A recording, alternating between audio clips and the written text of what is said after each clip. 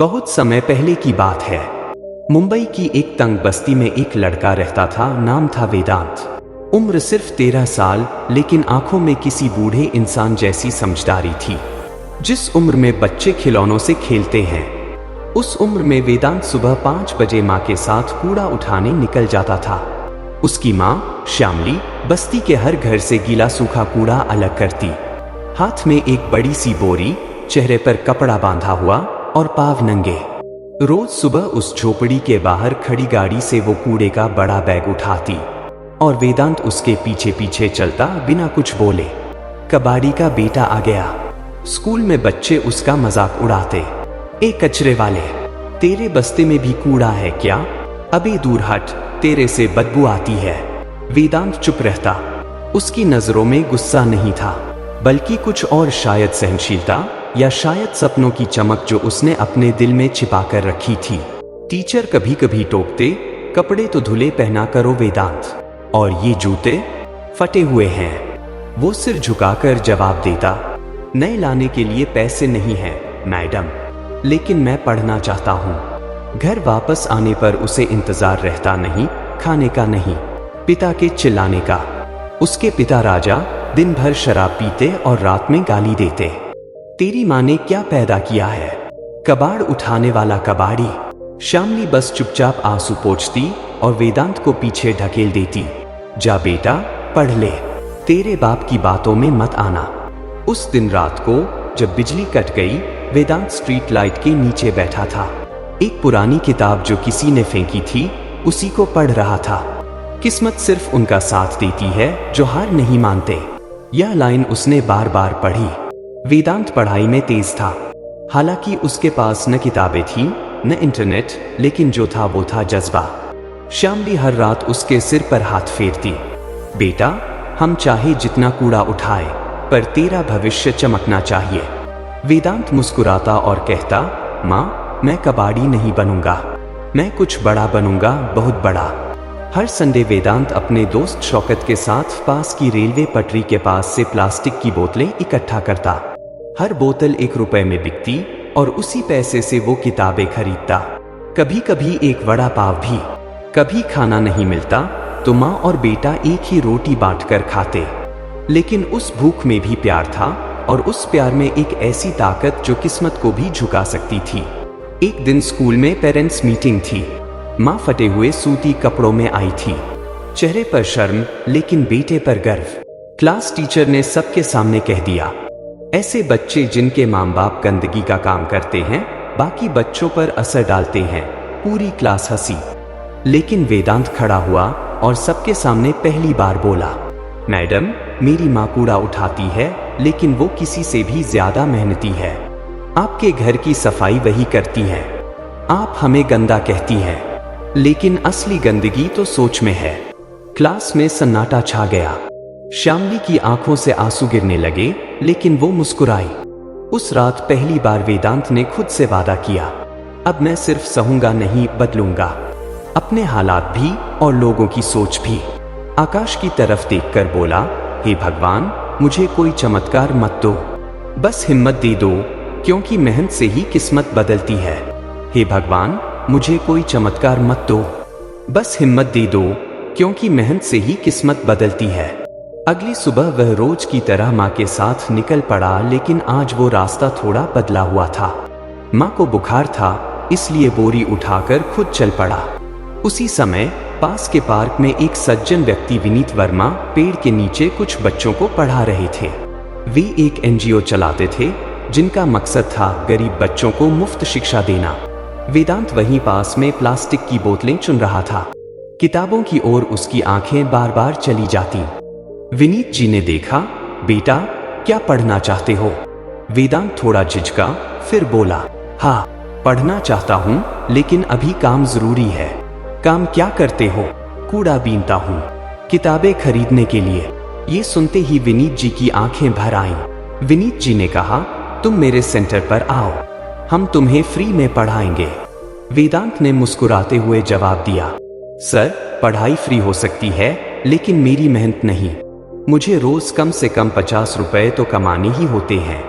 विनीत जी ने एक प्रस्ताव रखा, तुम हमारे सेंटर की सफाई कर दिया करो और बदले में पढ़ाई भी कर लो। वेदांत की आंखों में चमक आ गई। ये पहली बार था जब किसी ने उसे भीख नहीं, अवसर दिया। जब वेदांत ने घर आकर ये बात बताई, माँ की आंखों में आंसू थे।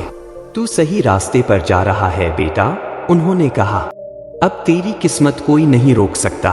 वेदांत अब हर शाम सेंटर पर जाता, वहां झाड़ू पोंछा करता और फिर बच्चों के साथ बैठकर पढ़ाई करता। धीरे धीरे उसकी गणित और अंग्रेजी बेहतर होने लगी। विनीत जी ने देखा कि ये लड़का बाकी बच्चों से तेज है, उसमें जज्बा है, जुनून है। वेदांत का दिन अब इस तरह बीतता। सुबह 5 से 8 कूड़ा इकट्ठा करना, 9 से 2 स्कूल, 3 से 5 रेलवे पटरी से बोतलें इकट्ठा करना, 6 से 9 एनजीओ सेंटर पर पढ़ाई। कभी कभी वो थक जाता मगर रुकता नहीं। एक दिन सेंटर में एक कंप्यूटर लाया गया। वेदांत ने पहली बार माउस को हाथ लगाया, आंखों में हैरानी पर मन में लगन। वेदांत ने धीरे धीरे यूट्यूब पर वीडियो देख देख कर बेसिक कोडिंग सीखना शुरू किया। उसे टेक्नोलॉजी में गहरी दिलचस्पी थी। एनजीओ वालों ने भी उसका साथ दिया। वो जब भी कुछ नया सीखता, खुद से नोट्स बनाता, फिर शाम को दूसरों को समझाता। धीरे धीरे बच्चों में उसकी पहचान बनने लगी। वेदांत भैया सबसे तेज है। एक दिन एक लोकल न्यूज़पेपर में उसकी कहानी छप गई। कूड़ा बीनने वाला बच्चा अब कोडिंग सिखा रहा है। स्कूल के बच्चे जो उसे कबाड़ी कहते थे, अब उससे सवाल पूछने लगे। वही टीचर जो उसे नीचे दिखाते थे, अब तारीफ करते थे। लेकिन वेदांत के अंदर कोई घमंड नहीं आया। उसने माँ से कहा, माँ, ये बस शुरुआत है, अभी बहुत कुछ करना है। एनजीओ ने वेदांत को एक स्कॉलरशिप ऑफर की, शहर के एक अच्छे स्कूल में दाखिले की। लेकिन एक दुविधा थी, अगर वो स्कूल ज्वाइन करता तो कूड़ा उठाने का काम छूट जाता और घर का खर्च। वेदांत रात भर जागता रहा। माँ सो चुकी थी। उसने माँ का चेहरा देखा, थकी हुई पर शांत। अब फैसला मुझे लेना है। क्या मैं बड़ा सपना देख सकता हूँ जब जिम्मेदारी मुझे जमीन पर खींच रही है? वेदांत की आंखें माँ के चेहरे पर टिकी थीं। झुर्रियों से भरा चेहरा, थकान से बोझिल शरीर और फिर भी होठों पर वही पुरानी ममता वाली मुस्कान। उसने तय कर लिया था, अब माँ को और बोझ नहीं उठाने देगा।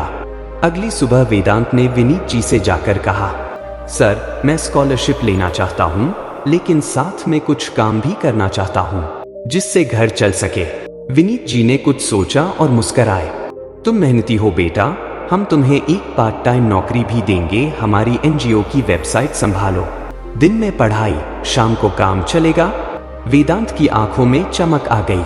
चल पड़े हैं अब वो कदम जो किस्मत की दिशा बदलने वाले हैं। शहर के बड़े स्कूल में दाखिला मिला। पहली बार उसने यूनिफॉर्म पहनी, बैग उठाया और साइकिल से स्कूल गया। कक्षा में शुरू में कुछ बच्चे उसका मजाक उड़ाते थे, कबाड़ी अब इंग्लिश बोलेगा।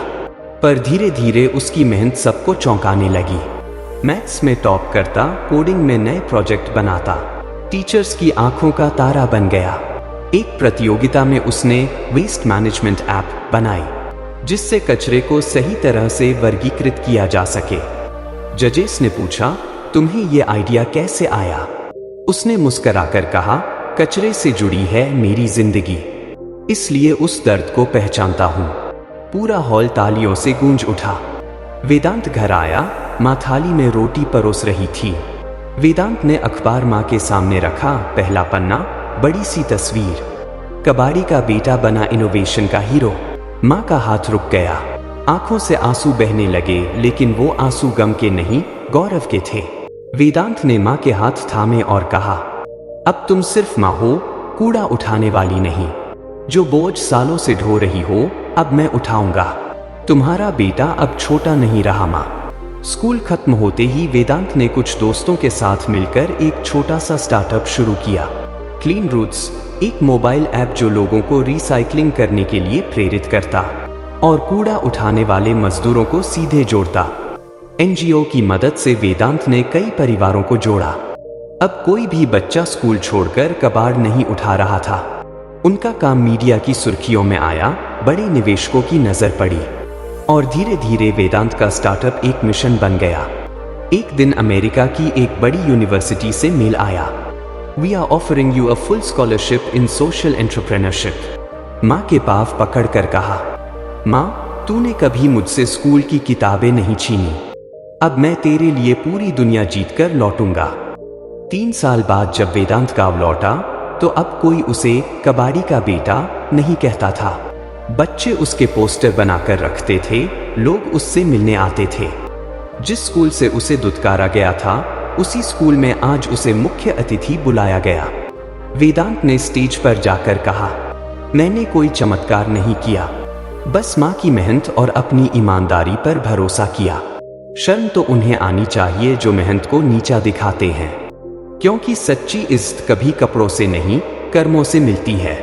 दोस्तों, शर्म नहीं, मेहनत में इज्जत है। कूड़ा उठाने वाले का बेटा हो या किसान का, अगर दिल में आग हो तो किस्मत झुकती है। दोस्तों, अगर आपको हमारी ये कहानी पसंद आई हो तो इसे लाइक जरूर करें।